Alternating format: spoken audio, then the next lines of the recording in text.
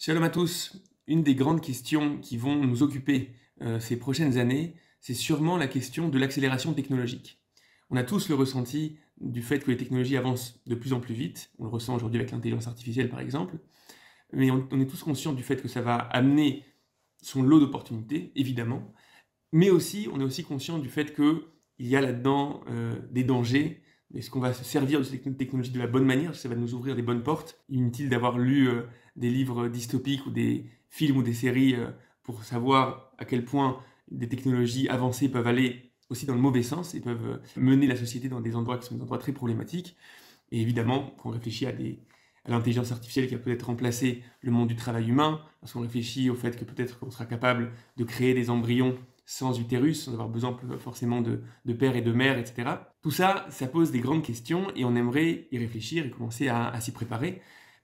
Réfléchir à quelle posture en fait on doit avoir en tant que société face à cette avancée-là. On va essayer de le faire à travers quelques textes de la tradition juive et on va le faire en s'inspirant d'un personnage qui est le personnage de Rabbi Shimon Bar Yochai, dont on va célébrer le 33e jour du Homer, à Lag BaOmer, on va célébrer sa date de décès. Et Rabbi Shimon Bar Yochai, c'est un personnage qui est extrêmement riche, extrêmement intéressant, mais ce qui va nous intéresser en l'occurrence, c'est un texte du Talmud, à la page 33, où on a une discussion entre trois sages. On est la génération qui est la génération juste après la révolte de Bar Korba, donc on est à peu près au 2e siècle, vers 130-135, la révolte de Bar Korba. Et donc on est après le fait que Hadrien et Rome ont dévasté complètement la Judée. Ça a été un véritable massacre, encore plus massif peut-être que la destruction du Second Temple. Et on est la génération juste d'après qui est encore sous le joug romain. Et on a trois sages, Rabbi Yehuda, Rabbi Yossi et Rabbi Shimon Bar Yochai, qui sont en train de parler justement de Rome. Patar Rabbi Yehuda ve'amar kamanaim ma'asehem shel umazo. Rabbi Yehuda a dit qu'ils sont beaux les actes, les projets de ce peuple-là, de Rome. Tiknu shvakim, tiknu ksharim, vetiknu machetzaot. Ils ont institué des shvakim, c'est-à-dire des marchés, ils ont institué des ponts, et ils ont institué des bains. Rabbi Yossi shatak. Rabbi Yossi se tait, et apparemment c'est important pour la Gemara de nous dire que Rabbi Yossi se tait. C'est un silence qui en dit long. Nahana Rabbi Shimon Bar Yochai, on arrive enfin à Rabbi Shimon Bar Yochai qui dit Kol machetiknu, lo tiknu et la letzorech hatzman, tout ce qu'ils ont institué, ils l'ont institué uniquement pour leurs propres besoins, leurs propres profits. Tiknu shvakim, ils ont institué des marchés, leoshiv ba'en zonot, pour y installer des prostituées. Machetzaot, ils ont institué des bains, les aden ba'em atzmam, pour arriver à toutes sortes de luxures, toutes sortes de dimensions comme ça de gâtés. Gisharim litol ba'en meches. Et les ponts, c'est pour y prélever des impôts. Donc on a ici trois avis de trois sages sur le rapport qu'ils ont à Rome. Maintenant, si on regarde rapidement, Rabbi Yehuda n'est pas en train de s'inspirer de la culture romaine.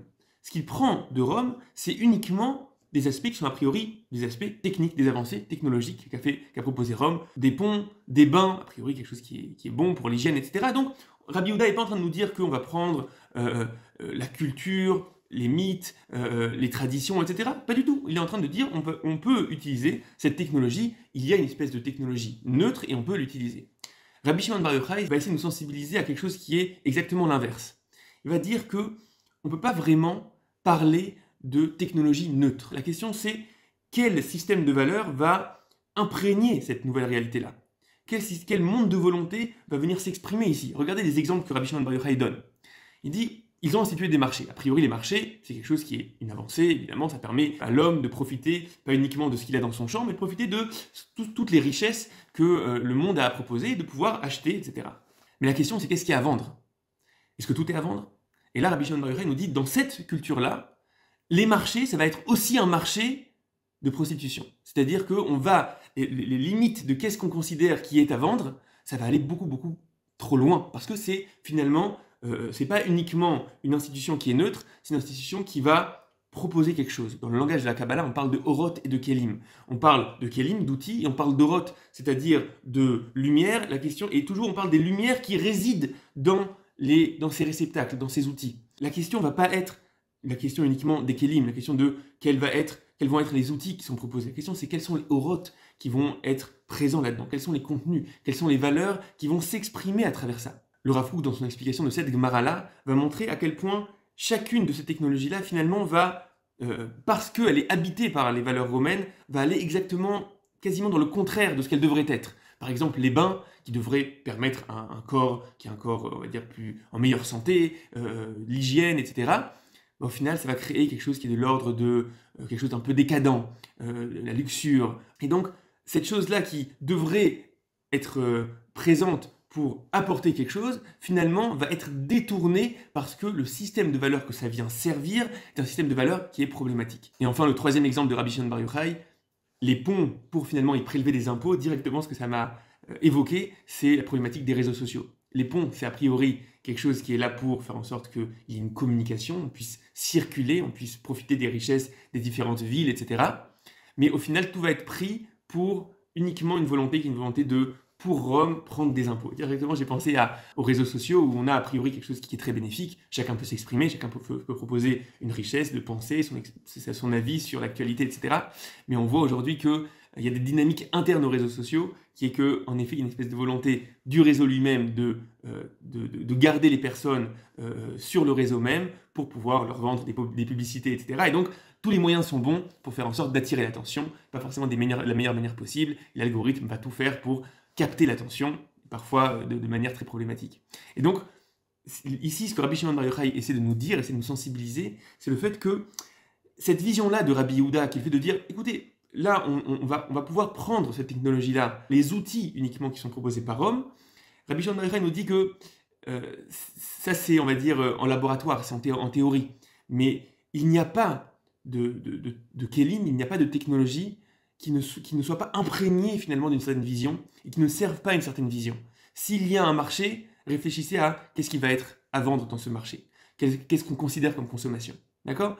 Et donc là, ici, on a une première prudence qui est amenée par Rabbi Shimon Bar Yochai qui va être face, on reprend notre question, face à l'avancée technologique, face au fait qu'on va pouvoir de plus en plus de choses. Rabbi Shimon Bar Yochai nous met d'un coup une espèce de signal d'alerte et va nous dire ok, mais quel monde de valeurs ça va servir? Quelle intériorité ça va servir, cette chose-là? Est-ce que cette chose-là, on y pense aussi? Et donc, une fois qu'on a cette prudence de Rabbi Shimon Bar Yochai, j'aimerais maintenant qu'on propose quelle posture active avoir en tant que société ou en tant qu'individu pour faire face à cette avancée technologique de la meilleure manière possible. Pour ça, j'aimerais qu'on étudie un texte du Rav Kook dans son livre Orot HaTeshuva, au chapitre 15, qui dit la chose suivante. הישרות הטהורה אומרת שכל עמל המדע צריך שיהיה מכוון אל היסוד האידיאלי ליתן לרצון האנושי את הפנים היותר טהורים הראויים לו. La bonne vision est de concevoir que tout l'effort scientifique, tout l'effort de progrès qu'il y a dans une société doit être dirigé vers le projet de donner à la volonté, liten la ratson haenoshi, donner à la volonté humaine, le visage le plus élevé et le plus pur possible. Les Aden et Taratson, le raffiner, les Hamtso, le renforcer, les Kacho, les Taro, les Ario, Bechinchrim Shonim, et par toute forme de pédagogie, arriver à l'amener vers un monde d'aspiration qui soit plus mûr et plus élevé. Je saute un peu. Ve'oila la enushiut, et malheur à l'humanité, Keshei Sara midere Chaisha, lorsqu'elle s'éloigne de ce chemin-là, Ve'tachat le yased et amerkaz shel kol hashlamot, à la basis shel ilu yaratson, et au lieu de mettre nos cerveaux, mettre nos matières grises dans cette volonté de faire progresser la volonté humaine, si au contraire elle laisse la volonté, begasuto dans son caractère on va dire brut, non travaillé, belo ibud veilouy sans travail et sans raffinement. Vechol amala, et donc où va aller toute la matière grise, où vont aller toutes les forces de la société. Vechol amala yirak limale et ata avot aretsoniot. Et donc finalement on va avoir une société qui va uniquement mettre tout son progrès dans la volonté de servir, dans la volonté de mettre en acte et à ta'avot aretsoniot, des aspects les plus basiques, les plus bas, les plus pulsionnels qui sont dans le monde de volonté. On va essayer d'expliquer ce que le Rav Kook dit ici avec nos mots. Ce que le Rav Kook dit ici, c'est qu'on va avoir deux modèles finalement de projet sociétal.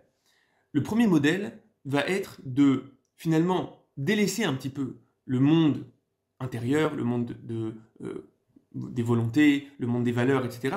et va se concentrer sur l'avancée technologique. Et l'avancée technologique, finalement, elle va servir quoi? Elle va servir un monde de volonté qui est relativement immature, relativement pulsionnel, etc. Et juste, on aura de plus en plus de moyens de mettre en place ces choses-là.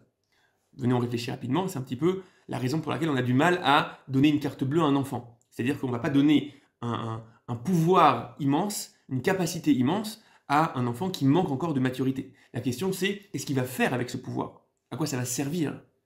Et le deuxième modèle de société, c'est celui qui dit non, la pondération principale, l'effort principal doit être dans créer un homme qui soit un homme sage, créer un homme qui soit un homme mûr, créer un homme qui va être capable de prendre ces outils-là, mais pour quelque chose qui va être bénéfique, qui ne va pas s'autodétruire avec ça, qui ne va pas s'abîmer avec ça, qui ne va pas se perdre avec ça. Et donc finalement, on a un choix entre deux modèles. Et je pense que là, il y a ici, en particulier dans notre époque où on le ressentit, c'est qu'il y a une espèce de fuite en avant technologique. Évidemment, pour des raisons de concurrence, etc. Si OpenAI n'avance pas, c'est DeepSeek qui va avancer. Et donc, on est forcément dans une fuite en avant. On essaie le plus possible de faire avancer nos capacités, notre pouvoir. Mais je pense qu'il y a ici, dans le message juif, il y a ici non seulement une prudence, mais un autre modèle qui doit être proposé. Qui est le fait de dire, on aimerait proposer un modèle de société où la pondération ne va pas uniquement dans le monde des kelim, pas uniquement dans le monde des outils, mais va aussi dans le monde des orotes, mais aussi dans le monde des contenus, des volontés.